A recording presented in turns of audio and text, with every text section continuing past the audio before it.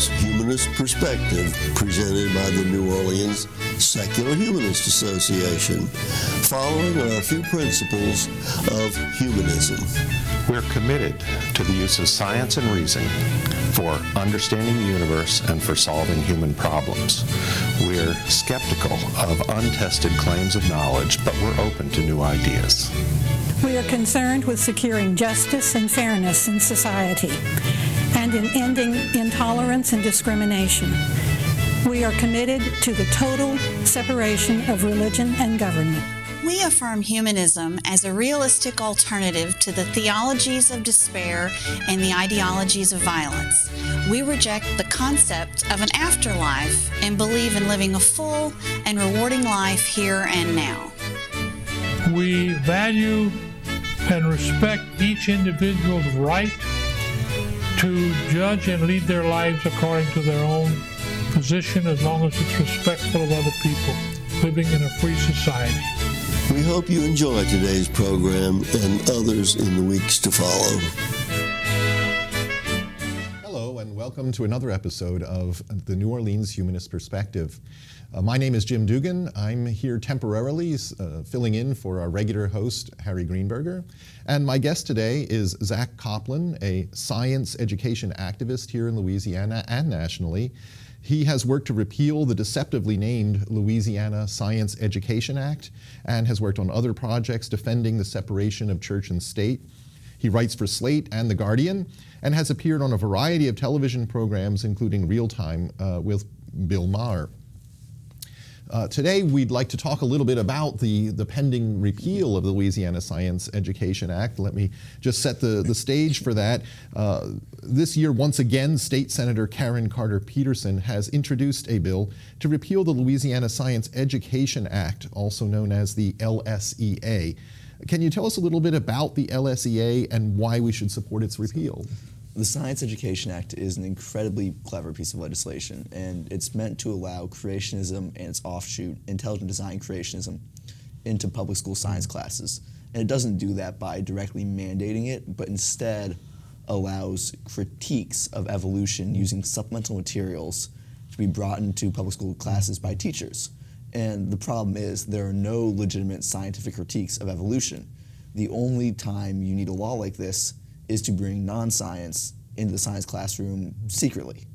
And we know that's exactly what the Louisiana Science Education Act is for, because Senator Ben Nevers, the legislative sponsor of the act, said it was to have creation taught wherever Darwin's theory was taught. And Governor Bobby Jindal told NBC News' Education Nation that this was about teaching creationism in public schools, so it's clear as day. I kind of remember, too, last year during the repeal hearings, there was even a lobbyist from the Discovery Institute, was it? Yes. They're a very strong creationism proponent, or intelligent design. The Discovery Institute, which is a creationist think tank, sent down a lobbyist from out of state to come lobby to support the legislation or to keep the law intact. And you don't have the Discovery Institute, which again is creationist, and the Louisiana Family Forum, which is the religious right, supporting a law. On one side we have these religious groups, on the other side we have the scientists who want us to repeal. It's sort of, who do we trust when we're talking science education? The scientists and educators, or the religious right? And as I recall, you lined up in previous repeal efforts, there've been, is this going to be number 5? This will be number 4. Number 4.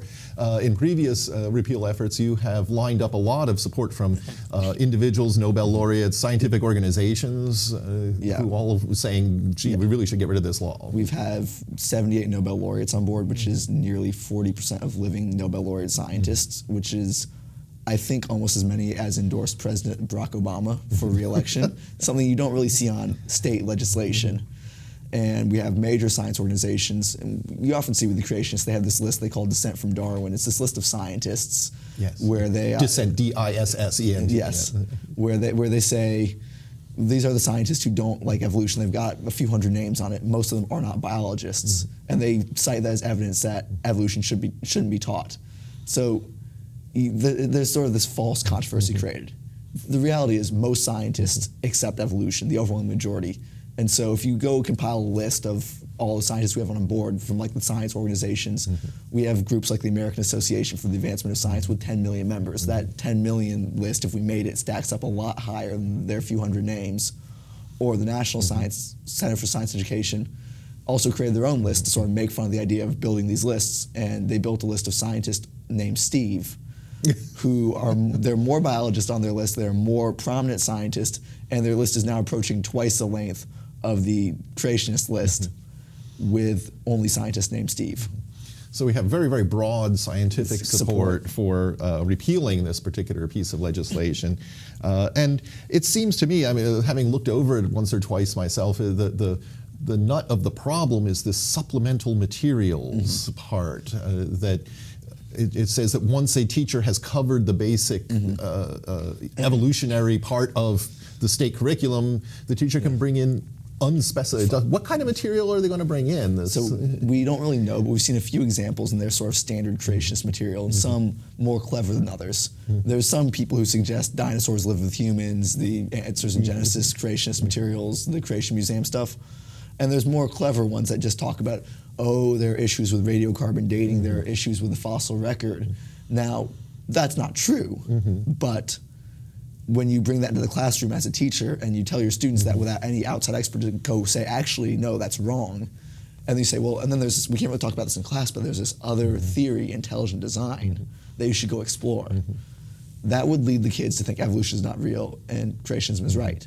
And it's not right, but that's sort of the intent of this law, is to have teachers mislead students because they don't have access to scientific, they don't know they have access to scientific experts who can help correct this misunderstanding. So we have, we don't really know what these supplemental materials might be because the law doesn't really even specify the criteria for them. The only way we know is if a parent somehow complained through an unspecified process.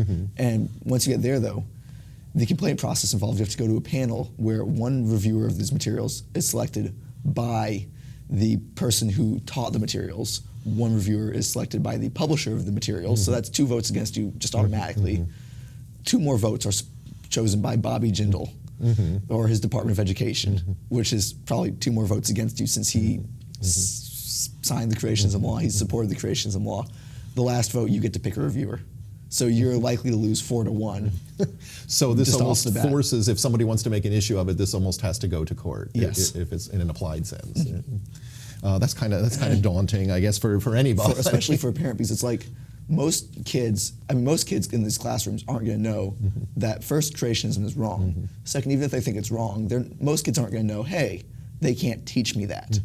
And so that's a high bar to pass to begin with. Then you have to find a kid who knows all that and tells their parents or says, I'm going to fight this myself, and knows who to go, knows to call the ACLU, knows how to fight it.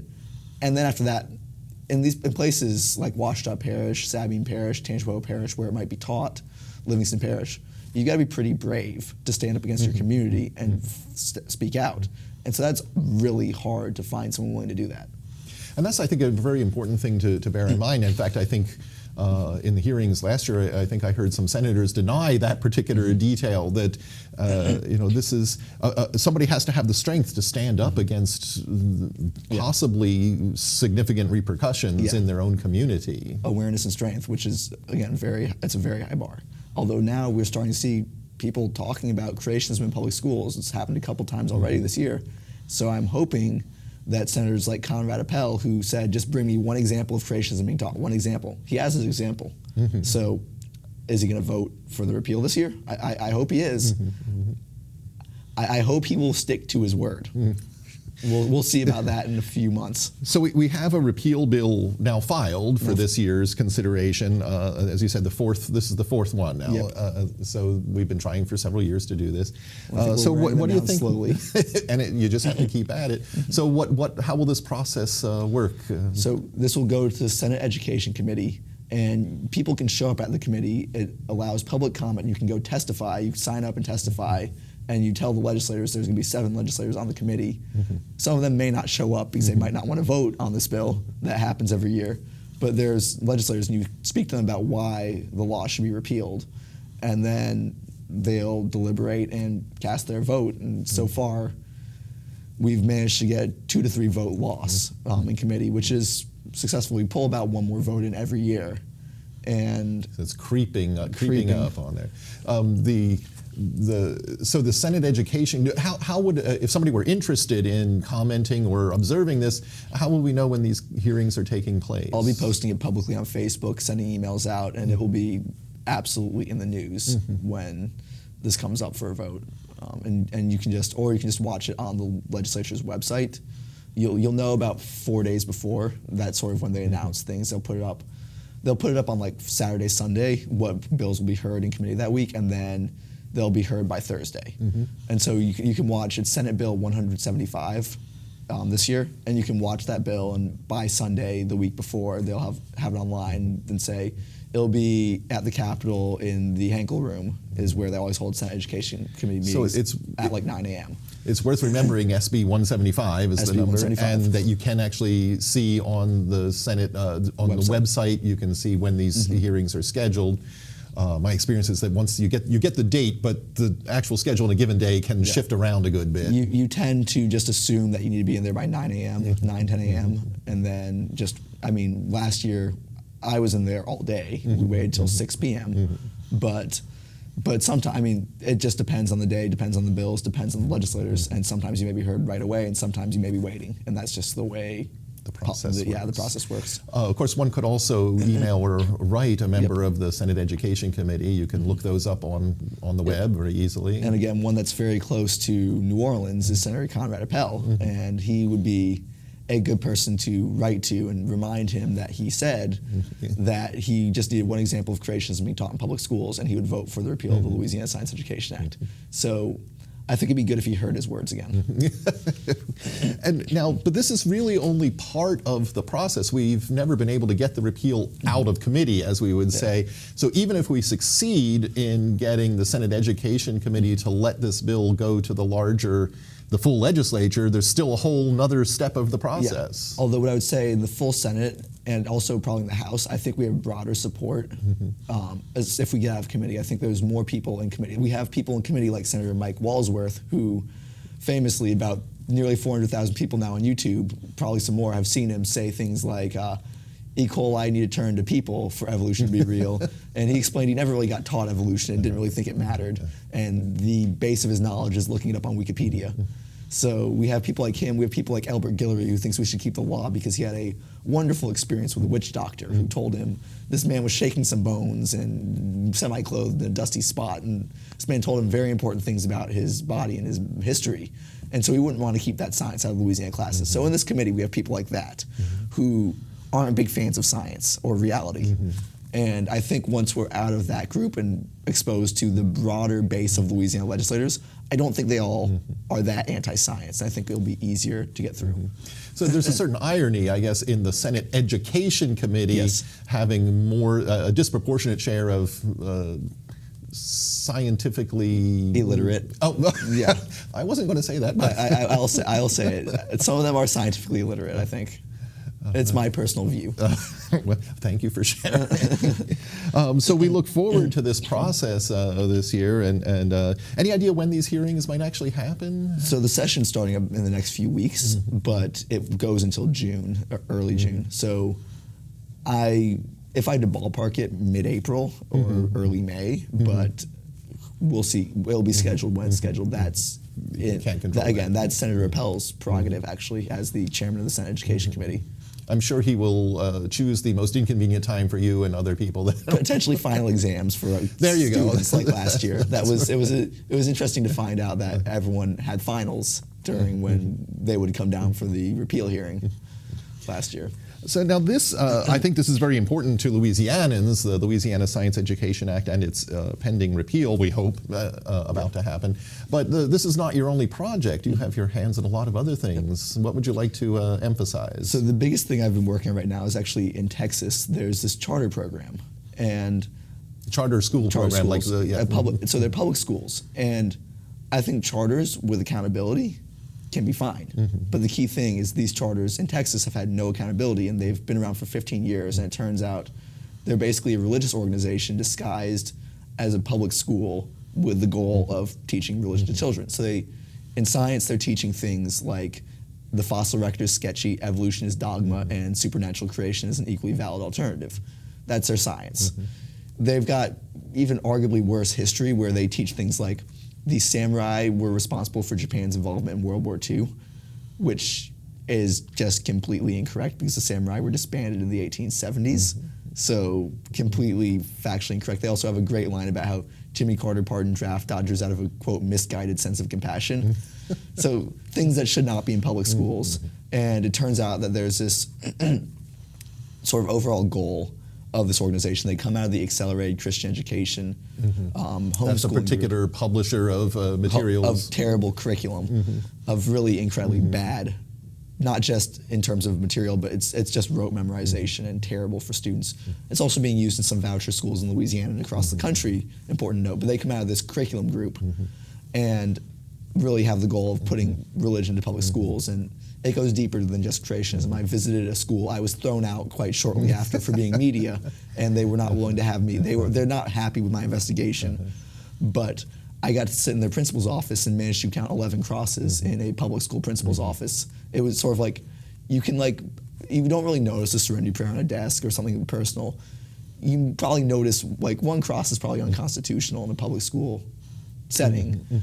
5 crosses is sort of blatant. 11 crosses you really can't ignore. Like you could turn around. Like you can't. But that's almost like being afraid of the vampires at that point. Yeah, like you literally, you could probably like see a dead body and be distracted by that, walk in there and still not be able to miss like the crosses. The crosses. It's just unconstitutional. It's so flagrantly unconstitutional. Along with it, along with their curriculum, along with just everything about the school, these schools, and it just is incredible that no one in Texas has been taking action. And we finally were seeing a Texas Education Agency investigation, but I'm not exactly hopeful that the Rick Perry staffers, Governor of Texas, who explained that how great creationism was and how we taught it in Texas schools, I don't see them being too hard on the school teaching creationism.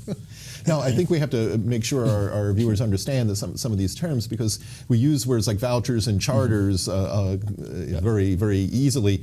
A charter school is independently run, but takes public money, right? They get funded the same way. It's not just takes public money. It is a public school. It's the distinction. There's traditional public schools and there's charter public schools, but they are public. They have more freedom to choose their curriculum and use it in the way they want. They have more freedom in hiring and firing. They have more freedom in, let's say, if they just think it's easier to not have janitors and they can keep things clean without janitors and use that money to pay teachers more, because I know some charter schools have tried stuff like that. They can try that and experiment. But they're still public. They're still subject to the separation of church and state. They're still subject to accountability. They're still subject to basic rules. And some of the money they're getting, we say it's state money, but some of that is federal funds that come with all of the regulations that are attached to that as well. And so they are subject to, for the most part, subject to all the constitutional rules that public schools are. So in a place like Texas, where we have some charter schools that are public schools that are teaching, they're going beyond. They're teaching just plain old creationism or very, very selective, non-standard views of history. Yeah. But they must. They're theoretically, the state still has oversight over these. Have they changed the law, or are they just not enforcing? They are letting the way they put it is they do not meddle in the curriculum, and they let the schools choose their curriculum. The thing is, if we had let's put it this way, if they were a sex offender at one of if the charter school or a public school, because honestly, we don't need to treat them differently. They are subject to the same things. A charter school teaching creationism is just as unconstitutional as a public school. So if we have another school that had an endemic problem with sex offenders, we would immediately remove that school from public funding and shut it down because it's not okay. We should be thinking the same way. Maybe we allow them freedom with their curriculum, but when they're breaking the law consistently, it does not matter if you give them some leeway because they're breaking the law, so you shut them down. And that's sort of how I see it. So is this just the state choosing not to exercise authority that it has? The state essentially the state is not taking real action. They could take real action. There are certainly ways to take real action. But this is supported by many politicians in the state. This is the largest charter program in the state, by the way. It's 17,000 students, over 65 schools, getting $82 million. The largest charter system in the country? In the state of Texas. In the Texas, okay, in the state of Texas. Which is a pretty big state. Yes. And so $82 million, and they're expanding. So they've obviously have some favor in the Texas government. And they could be, again, we could just shut them down. The Commissioner of Education could just shut them down all tomorrow. But so far they haven't done that. And that would be significant dislocation for a lot of people, but they could still be working to rein this in. But there's a lot of charter programs that aren't teaching creationism. So why don't we give their charters to programs like KIP, which teach real science, rather than this random Christian So there's plenty education. of these charter schools that are doing a good job. We don't have to support the ones that are also doing a bad job. So in addition to certainly part of your objective is to raise awareness of this, to make sure that people know this is going on. What else are there bills? Are you going to be changing the law in some way about this, or what else are you trying to do? In Texas, I'm more acting as a reporter on this one, and so I clearly have a view, but I'm sort of letting other people take the forefront on the actual, let's say if someone were to sue it, it would not be me. Or I'm sort of making sure, putting pressure on the Texas Education Agency to have due diligence for these programs. And that's sort of my role in this, I think. Do you feel like Don Quixote sometimes? I mean, it's a pretty big institution that you're tilting at the windmills here. I mean, it's hard to measure impact. We talked about this earlier, but it is very, very hard to measure impact. And you just you keep pushing, and hopefully we're slowly changing sort of the social fabric in this country about science. And we may not see results today or tomorrow, but the world's not going to end if someone gets taught creationism tomorrow, but it's going to be a big problem if we continue teaching it for years and years to hundreds of thousands of students, and the country remains at the same levels of 46% roughly believe in creationism. A startling statistic always. Right? You always, and this comes up in poll after poll. We're Gallup somewhere between 40 and 48% continually for the past 30 years. That doubt the theory of evolution. That they believe the Earth was created in the last 10,000 years and everything was formed in its present form. And I tell people that very often, and of course I'm mostly in a university environment, and people tend not to believe me because the people around them are not that representative sample of all of America, where you can get that 45, 46% kind of figure out of. Now, it seems that Texas is kind of notorious, I guess, for having the same kind of problem we would say in our Louisiana Senate Education Committee. The people that seem to be most in charge of education don't seem to be the most pro-science people. And we finally maybe have somewhat nipped that in the bud. Because this year, and I assume you were talking about the Texas State Board of Education, the most powerful state board of education in the country, because when Texas adopts textbooks, they're so large that textbook publishers tend to use the same textbooks they wrote for Texas all around the country. And so if Texas throws out evolution, then a lot of the country might have evolution thrown out. And so this group used to be super, super religious right conservative. And the most famous was, for anyone who hasn't watched it, go watch The Revisionaries. It's about the Texas textbook battles. But their old chairman of the board, Don McElroy, who's most famous for insisting that someone had to stand up to the experts. And they managed to write in weasel words in the Texas curriculum standards that are sort of like the Louisiana Science Education Act. They allow all sides of science to be taught, and they want you to critique the fossil record. And that's actually what's justifying what this charter school is doing. When I published about the charter program teaching creationism in Slate, they came back and said, all sides of evolution must be taught. That's just what we're doing. We're just teaching all sides and critiquing it. Well, if we're teaching all sides in so broad, in so unscientific a definition of all sides, why don't we just bring in, the History Channel's Ancient Aliens program and use it for science education? Or a big trial. So for everyone to know, intelligent design is also unconstitutional. In 2005, at the Kitzmiller trial in Dover, Pennsylvania, Judge John Jones, a federal district court judge, ruled that intelligent design was still creationism and still unconstitutional. And in that trial, one of the leading proponents of intelligent design, Michael Behe, admitted on the stand under oath that under his definition of science, astrology was equally legitimate to creationism, which says a whole lot about, or equally legitimate to intelligent design. It says a whole lot about all sides. So I don't think we'll be in any rush to put astrology in the classroom. No, not anyway. or witch doctors. Or one step away from that in Louisiana. Even just teaching creationism, of course, is only part of the problem. By maintaining the controversy of that subject for a very long time, they've managed to push down the teaching of evolution in general. Just to have textbooks minimize it, or try not to cover it too deeply. But this is kind of hard to do in the modern world. I mean, this is the central unifying theme of the whole field of biology.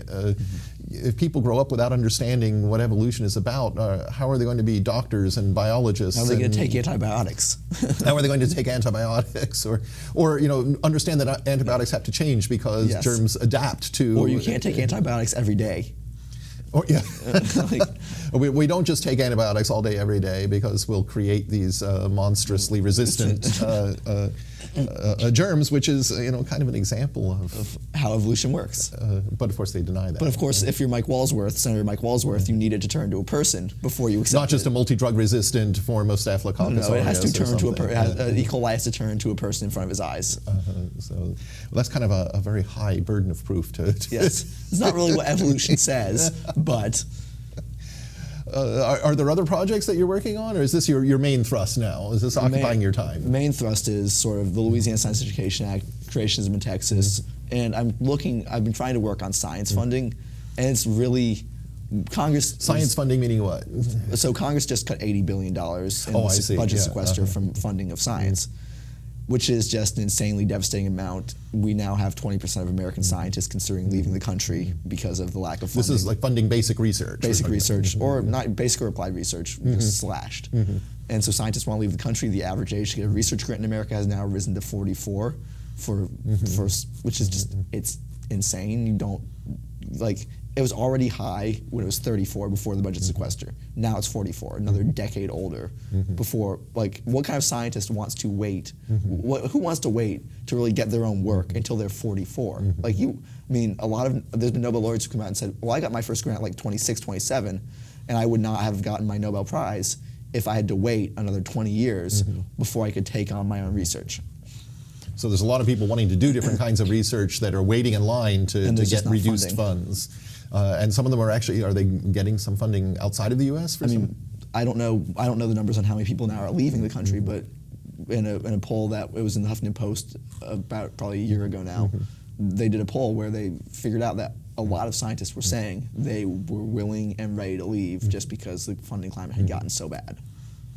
So, and this is kind of hard to understand, I guess, given some of the political rhetoric of our time, because I would assume that both basic and applied research lead to things like new inventions that are important to the economy. Money in the economy and tax money back to the government to pay the investment off. And so that's something we see a lot is they say, well, there's a lot of debt.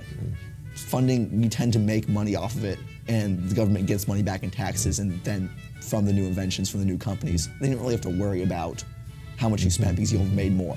That's how companies work. That's how a lot of things work. Just not apparently investments at the U.S. government.